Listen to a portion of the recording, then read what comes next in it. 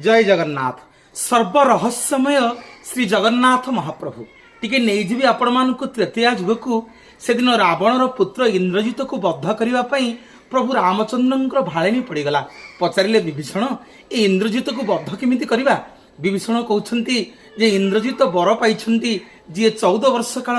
अनिद्रा थी 14 वर्ष काल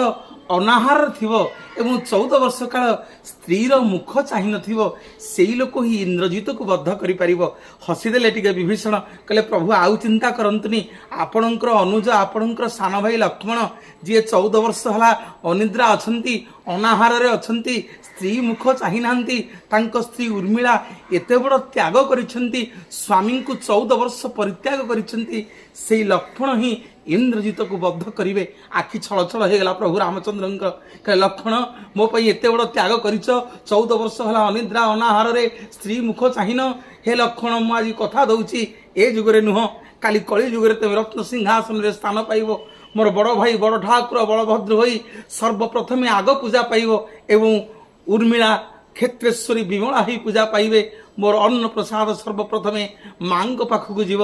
माँ ग्रहण कले ता माँ प्रसाद रु महाप्रसाद हब